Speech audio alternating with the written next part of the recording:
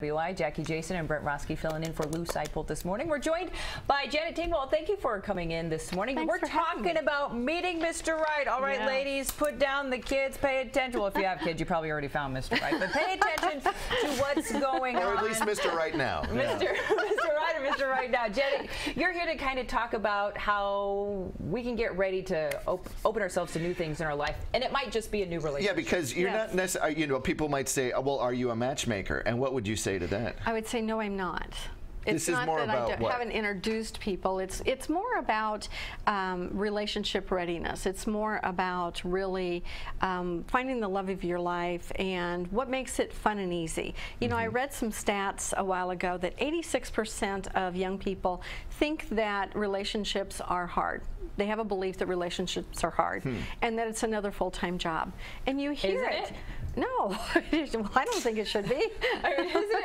Our relationships are. Oh, so much to say. Well, there is so much to say, you know, and I had many, many years of hard relationships, and then I finally decided to actually start doing, when I was dating, actually start doing what I would coach others to do.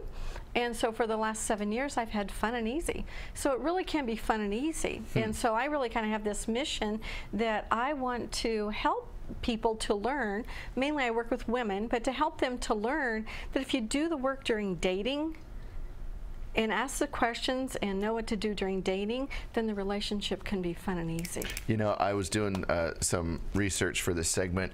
Someone divorces every 10 to 13 seconds. And did you know that those who marry between the ages of 20 and 24 have the highest divorce rates? Why would you say that? It's probably because they haven't gone through that final step into adulthood? Well, you know, you could go with up until like 26, people's brains aren't even fully developed yet. So they're not even I'm 41. I was blaming it on that, but I can't get away with it. My brain isn't developed fully yet, folks. So well, that could be one thing, but a lot of it is they don't really know who they are. They don't really know who they want. They're basing it a lot on what we do. You know, what are we taught? We're taught to that romance, love, it's all about emotions, right? Sure. Well, it is, but you really have to balance that with thinking. You know, but not only thinking, what are you going to think about? It's not only good, you know, okay to have requirements, it's necessary to have requirements. And what are those? On your website, you say it's all about the fit. Yes. Is it just a matter of finding someone that's comparable to you, or is it about fixing you yourself first? Like, what are some tips that we could give our viewing audience this morning of how to jumpstart what you're talking about? Well, it's actually about both. It's knowing what you're going after, but it's mainly is about you. And if you look at, well, actually, do you know what the #1 skill is for a relationship? Communication? Saying you're wrong. Apologize. Well, yes, I'm very sorry. Those are all good. I'm very sorry. All good. And communication is what most people say, and it's actually what I always thought. And what I've really learned, though, is that it's self-awareness. Okay. Because how do you really communicate effectively if you don't have good self-awareness? You know what's interesting about what you're saying? When you say it's all about the right fit, to me that means stop eating so many donuts because, you know, I'm putting on the pants pounds. fit a little bit better. But you're not talking about appearance. You're talking about inward health. Yes, yes. I have gotten so, it struck me one day, and Jackie will get this, is that a good relationship is like a good bra. It's all about the fit, Holds you up right? in the right places. It does. It's supportive. It's comfortable. It's a good fit. So what do you mean by self-awareness? What I mean by self-awareness is really knowing who you are and what you want. And there is a lot of times they talk about that. Part of the problems that make it hard in relationships is that people don't have a really clear picture of what they want for their life. So then when they get into marriage and things aren't going the way they really would like their life to go, they become frustrated and they tend to sometimes take it out on their partner. So if you have a clear picture of what your dream, what your life is, and the other person has to really fit that. And you have to fit them. So if you think about it in a relationship, you should get to show up exactly as you are, and they should get to show up exactly as they are. And when that fits, it becomes much more fun and easy. How did you get into this line of work? It sounds really interesting. Oh, goodness. Well, I've been coaching for 15 years, and I'm mostly in corporations, leadership, team building, always personal development things. And I felt a few years ago that the focus needed to change. Wasn't sure what it was going to be. And so I was listening to a very successful marketing coach, and she was talking about make your mess your message. What really challenged you the most in life? And I thought, well, that would be relationships for me. Make your mess your message. Make your mess your message. And well, that would be relationships. So I decided to take my experience and my years of training and focusing it on helping people with relationships. And I was still am in this great relationship, and I found that it really just hurt my heart to listen to people or watch people that wanted to be in relationships, because most people do.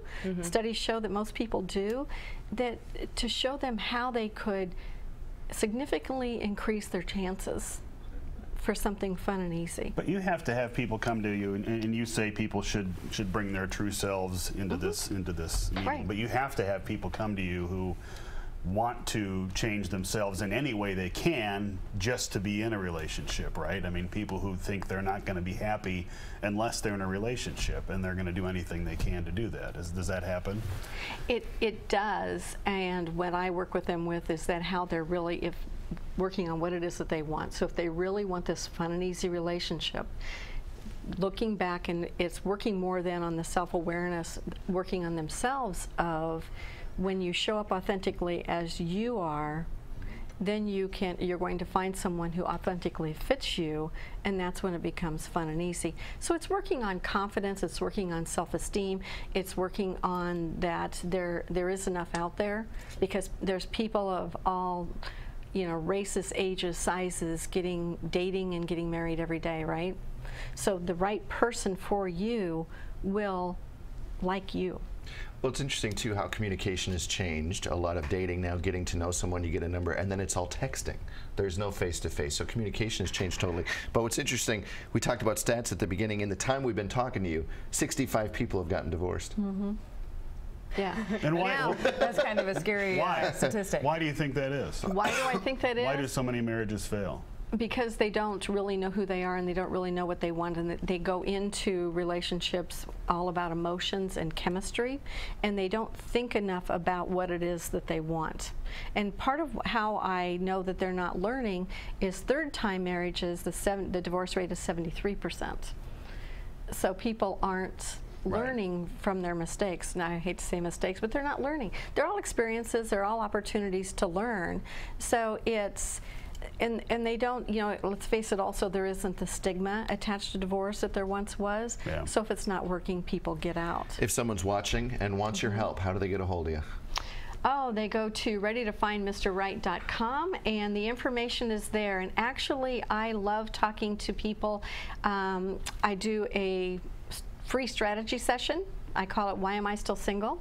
And let's sit down and talk about why are you still single? What is it that you want? And how can I help you or someone else help you? Life is really about skills. And if you're having a challenge in some area of your life, in this, we're talking about relationships, whether it's me, a book, someone else, figure out what it is that is keeping you from having the life that you want, and learn to do it differently. There you go. Thank you, Janet, so much for stopping in this morning. Hopefully you can find Mr. Right, or just find some other skills in life so you can get what you